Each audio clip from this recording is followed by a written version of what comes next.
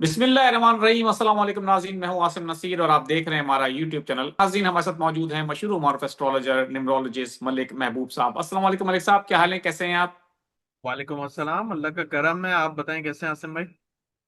मैं बिल्कुल ठीक हूं मलिक साहब। और महमूद खान अचकजई जो है वो तहरीक तहफ़्फ़ुज़ आईन पाकिस्तान जो एक अलायंस है अपोजिशन का, उसके सरबराह भी हैं और खान साहब ने उनको कौमी असम्बली में अपोजिशन लीडर नामजद किया है। और बहुत ही बेबाक किस्म के सियासतदान हैं, बड़ी खुल के स्पीचेस करते हैं। असम्बली के फ्लोर पे भी उन्होंने कुछ ऐसी स्पीचेस की हैं, ऐसी तकरीर की हैं जिसपे कहा ही जा रहा है कि हो सकता है अपोजिशन लीडर बनने में उनके राह में रुकावटें हायल हो जाएं, जिसमें उन्होंने स्टैब्लिशमेंट और अदलिया के ऊपर बहुत सारी बातें की हैं। तो अब उनका एक स्टेटमेंट आया है। खान साहब से मुलाकात आप सब जानते हैं, हमारे देखने वाले भी जानते हैं, खान साहब से मुलाकात नहीं कराई जा रही उनकी फैमिली की। अलीमा खान साहिबा, उनकी बहनें नौरीन खान साहिबा, उज़मा खान साहिबा जाके बैठती हैं, मुलाकात नहीं हो पाती है। मुलाकातें ना होने के बाद आप जानते हैं कि वजीर आला जो है केपी सोहेल आफरीदी साहब, उनकी मुलाकात भी नहीं कराई जा रही। अब 27वीं तरमीम के बाद अपोजिशन जमातों ने एहतजाज का ऐलान भी कर रखा है। जब मुलाकातें नहीं हो रही हैं, खान साहब की डायरेक्शन सामने नहीं आ पा रही सही सही तरीके से, तो अब महमूद खान अचकज़ई ने कहा है कि हम सीढ़ियां लेकर जाएंगे और जेल की दीवारों पे सीढ़ियां लगा के उतरेंगे अंदर, मुलाकात भी कराएंगे और बाहर भी निकाल लेंगे।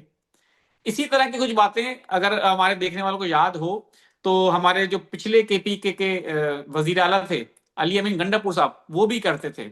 लेकिन ये तमाम बातें सिर्फ बयानात की हद तक महदूद रहीं। वो भी कहते थे जी मैं जा रहा हूँ लश्कर लेकर, खान साहब को रिहा करा कर आऊंगा, 24 घंटे में, 48 घंटे में खान साहब रिहा हो जाएंगे, लेकिन नहीं करा सके। तो आपको क्या लगता है? आपका तो हमेशा से ये मानना है कि खान साहब अगर रिहा होते हैं तो अपनी मदद आपके तहत होंगे, इनमें से किसी के अंदर इतना दम खम नहीं है। तो ये महमूद खान अचकजई का जो स्टेटमेंट है, उसको किस तरह से देखते हैं आप? सर आप ये पूछ रही हैं मुझसे कि जायचे के हिसाब से ये बताऊं कि वो सीढ़ी लेके जाएंगे। जायचे का आप मैं ये बताएं। जायचे में सीढ़ी लेकर तो नहीं आएगा डेफिनेटली, लेकिन जायचे में ये आएगा कि अवामी एहतजाज कोई इस तरह का इतना एग्रेसिव आपको पाकिस्तान में कन्फ्रंटेशन जो है इस हद तक नजर आ रही है। जायचे में सीढ़ी नजर नहीं आएगी, लेकिन ये चीजें तो पता चल सकती है ना। कि जो का पार्ट एक्चुअली थोड़ा सा चेंज लाने के लिए मैंने ऐसी बात की है। आई नो आपका मतलब ये नहीं था। देखिए जो जायचे में दिख रहा है वो मैं आपको बहुत पहले बता चुका हूँ कि 15 तारीख के बाद ये चीजें जो हैं आपको ज्यादा एग्रेसिव होती हुई दिखेंगी और आपके सामने भी आ रही है। ऐसी बात नहीं है नहीं आ रही। पहले देखिए मैं आपको मौसम की पहले से एक खबर दे देता हूँ। नवंबर स्टार्ट हुआ, मैंने कहा जिंगों की आवाजें चलिए। बहुत आएंगी, अल्लाह करे ना हो तो अच्छी बात है। और 15 तारीख के बाद अब वो जो है ना बिल्कुल हवा उस सेक्टर से निकल गई है। हवा का रुख बदला है और 15 तारीख के बाद अब आप देखें कि सारा डायरेक्शन जो है पॉलिटिक्स में चला गया। और वही हो रहा है जैसे कि मैं एक्सपेक्ट कर रहा था कि अब जो है पॉलिटिक्स मैदान में बहुत ज्यादा उथल पुथल होगी। तो ये जो अचकजई हैं इन्होंने शायद अपने एक्सप्रेशन को इस तरह से जाहिर किया है कि हम चाहें तो हम सीढ़ी लेके जाएंगे और निकाल के आएंगे। वो ये नहीं, एक्चुअल में रियलिटी में इट्स नॉट पॉसिबल, ये एक जोक है। लेकिन वो एक अपने मतलब एक्सप्रेशन को बता रहे हैं कि अगर हम चाहें तो ऐसे भी कर सकते हैं। तो हालात उस तरफ जा रहे हैं, बिल्कुल इसमें कोई शक नहीं है। और ये जो टाइम इन्होंने पहले भी दिया था, लेकिन मैं आपको एक बात बताऊं, अचकजही जो भी हैं मुझे नहीं लगता कि उनके अंदर इतनी एबिलिटीज या कैपेबल हैं कि वो इतनी बड़ी तहरीक को लीड कर सकता है। अगर कोई लीड कर सकता है तो पीटीआई में खवातीन है, जो मैं बहुत दफा बोल बोल के अब मैं भी भूल चुका हूँ इस बात को, कि अगर कभी जी। ऐसा इत्तेफाक हुआ कि पीटीआई ने कुछ ऐसे इकदाम उठाए और उन्होंने चाहा कि इस तहरीक को आगे लेके जाए, तो वो सिर्फ खवातीन होंगे। अचकजई डेफिनेटली लीड कर सकते हैं, लेकिन लीडिंग क्वालिटीज इतनी एग्रेसिव नहीं है कि वो जो बयान कर रहे हैं, जैसे हमने एग्जांपल दी कि अली अमीन गंडापुर भी करते थे, वो वैसा कर सके। दूसरी इंपॉर्टेंट बात, देखिए प्लैनेट जो होते हैं ना वो ये नाम से नहीं चलते हैं। प्लैनेट जो होते हैं उनके अंदर बोल रहे होते हैं। आज आपको एक नई चीज बताता हूँ, शायद आपको समझ में आएगी। ये जो आपका बताएं। फेस है ना, आपका फेस, ये हर जी। प्लेनेट का एक फेस होता है। फेस से मुराद ये नहीं है कि अब वो प्लेनेट गोल नहीं चौरस है और वर्टिकल है। हर प्लेनेट का एक फेस होता है। फॉर एग्जाम्पल, अगर आपकी क्वालिटी देखी जाए तो आपके अंदर एरीज टाइप और या स्कॉर्पियो टाइप का एक रिसेम्बलेंस दिखती है, आप जितने एक्टिव ये हैं। आप मेरी बात कर आप, रहे हैं? जी बिल्कुल सर, आपकी बात कर रहा हूं मैं। तो ये इसी तरह से हर इंसान के फेस से पता चल जाता है, जिसको वाकई एस्ट्रोलॉजी आती है उसको पता चल जाता है कि इसका असेंडेंट क्या होगा। जो लोग ये गिनते हैं ना बैठ के कि हम इस महीने पैदा हुए हैं तो हमारा असेंडेंट ये तो गलत है, मैंने आपको बहुत दफा बताया। लेकिन इस क्वालिटी से आपके चेहरे से पता चल जाता है कि आपका फेस से कि आपके प्लेनेट का असेंडेंट कौन होगा। तो इसी तरह से अचक जी के फेस से भी पता चल जाता है कि वो बातें बहुत बड़ी कर सकते हैं, लेकिन प्रैक्टिकल लेवल पे मुझे नहीं लगता कि वो इतने बड़े एग्रेसिव इंस्टेंस उठाते हुए आपको नजर आएंगे। जैसे एग्जाम्पल के तौर पे कौन थे वो जो अभी अभी सोहेल आफरीदी।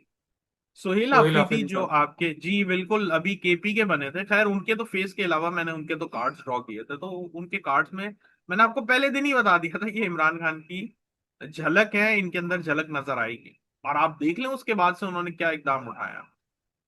अब आप इस तरह से बोलेंगे अली अमीन गंडापुर। अली अमीन गंडापुर के फेस से यही चीज नजर आ रही थी कि वो बातें बहुत बड़ी बड़ी और काम कुछ भी नहीं होगा, ये विकेट की उनके दोनों बारे तरफ में तो जो खेलेंगे। आपने कहा मलिक साहब वो बिल्कुल दुरुस्त साबित हुआ। जी, तो इसी तरह से मैं आपको बता रहा हूँ कि बहुत सारे इस तरह से एग्जांपल्स होते हैं एस्ट्रोलॉजी को। सिर्फ यही नहीं कि आपका चार्ट हो तो आपको पढ़ना आता है। मैंने पिछले दिनों आपको ये बताया था कि अगर आप किसी के घर रिश्ता देखने जा रहे हैं तो आप उनका किचन देखें, उनका किचन कैसा है आपको पता चल जाएगा, बिल्कुल। इनकी फैमिली कैसी है। तो इस बहुत तरह सारे से लोगों ने उस पर एस्ट्रोलॉजी। कमेंट सेक्शन में कमेंट भी किए हैं।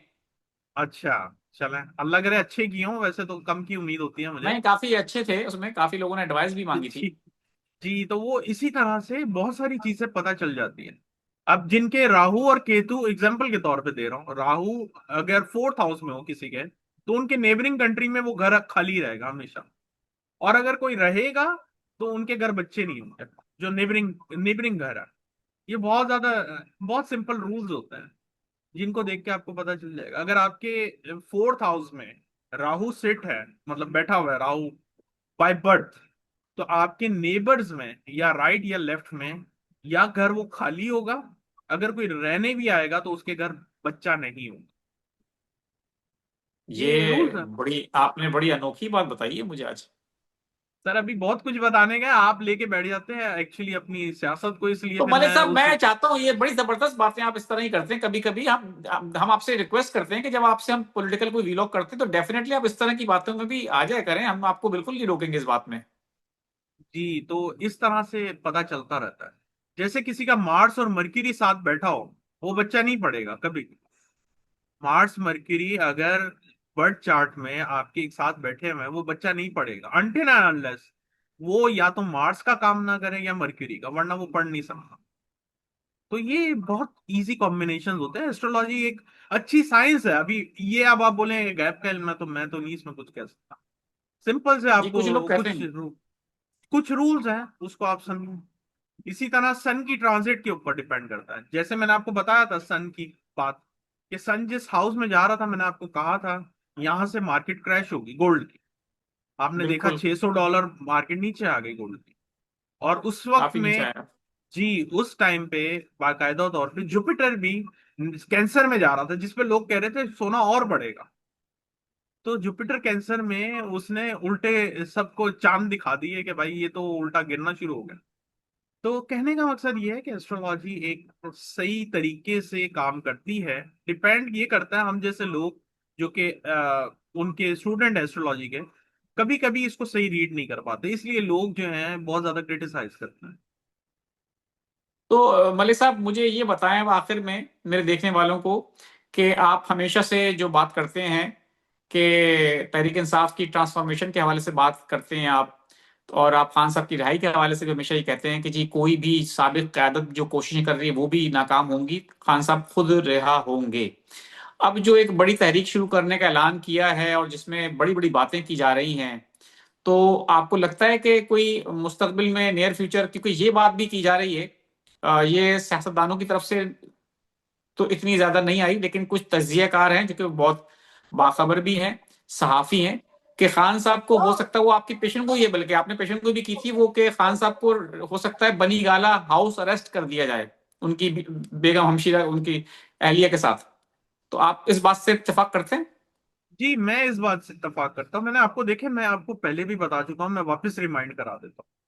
खान साहब रिहा होके अभी सियासत में नहीं एक्टिवली पार्टिसिपेट करेंगे, ये बात आप लिख के रख लें। अगर खान साहब रिहा हो गए, वो एक्टिवली पार्टिसिपेट नहीं कर सकते कुछ टाइम के लिए, क्योंकि जो प्लानट उनके चल रहे हैं वो सियासत नहीं दिखाते हैं।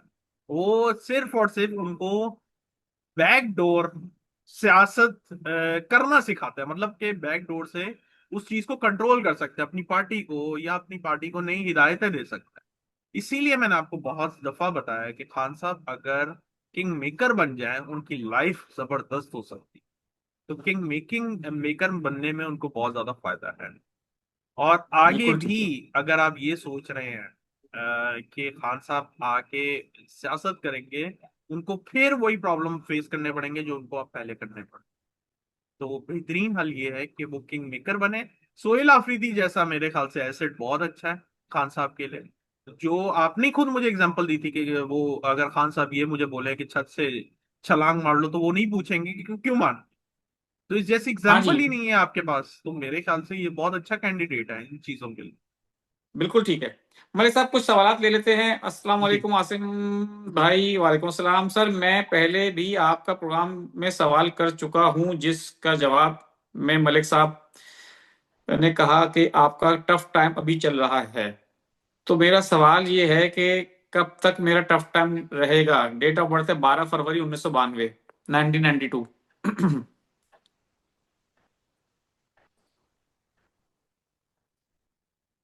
मैं जब किसी को खामोश कर देता हूँ इस तरह से कि अभी टफ टाइम चल रहा है, तो इसका मतलब अभी टाइम लगेगा। इसीलिए मैं ऐसे बोलता हूँ। देखें, इम्प्रूवमेंट 2026 में आएगी, लेकिन आप जो एक्सपेक्ट कर रहे हैं बहुत ज्यादा वैसी इम्प्रूवमेंट नहीं है। क्योंकि आने वाले टाइम में जरा मसले मसाइल ज्यादा बढ़ रहे हैं। एक साल आपका अच्छा आएगा अगले साल फरवरी के बाद। राबिया, राबिया है, उनकी डेट ऑफ बर्थ है 1 अगस्त 1986। मेरे घर के माली हालात के बारे में आप 2026 में क्या देख सकते हैं, कैसे होंगे? मैं हाउस वाइफ हूँ। देखें, हाउस वाइफ का माली हालात से कोई ताल्लुक नहीं है, लेकिन इनका 2025 तो बहुत डिस्टर्ब जा रहा है। 26 बेहतर होगा, बिल्कुल। लेकिन 26 अगस्त के बाद की बात कर रहा हूँ। ये साल और अगले साल के अगस्त तक मामलात जरा मुश्किल जाने वाले हैं। Be careful. इंडिया कश्मीर से नदीम वानी जो है, उनका सवाल मैं ऑलरेडी पहले ले चुका हूँ। नदीम वानी साहब, हम मेरे पिछले व्लॉग में आप जाके देख सकते हैं, आपका सवाल हम ले चुके हैं।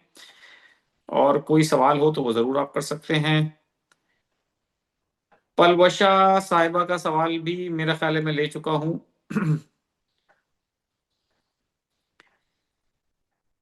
और 27/2/1998, हम्म। जीशान अली नाम है इनका। ये पढ़ाई के लिए बाहर जाना चाहते हैं। चले जाएंगे, मसला नहीं। अगले साल बहुत अच्छे चांसेस हैं इनके। बिल्कुल ठीक है। आपने अभी तक मेरा सवाल शामिल नहीं किया, प्लीज दोबारा लिख रही हूँ, जवाब जरूर दीजिएगा। सैयद मोहम्मद कमाल नाम है, 27/5/1993। कंपैटिबिलिटी मालूम करनी है। गर्ल नेम है कैथरीन हेम्सबर्ग, 29/3/1997। सर प्लीज इन ऐसे नहीं दोनों की पता शादी चलेगा। होगी। इस तरह ऐसे तो नहीं नहीं पता पता चलेगा। चलेगा। बिल्कुल सही बात है। बिल्कुल जायचा सही बात बनाना है, इसके पड़ेगा। लिए तो आपको जायचा बनवाना पड़ेगा। इतना तो मुझे भी पता चल गया मलिक साहब, सुन सुन के। ये हमारे लोग सवाल फिर भी भेज देते हैं। मेरा नाम शाहिद शाद है। 2/2/1952। सेहत के हवाले से पूछ रहे हैं। बड़े सेंसिटिव पर्सनल है। सेहत अभी अच्छी, जरा मुश्किल ही दिख रही है। सेहत का ज्यादा ध्यान रखें अगले 2 साल।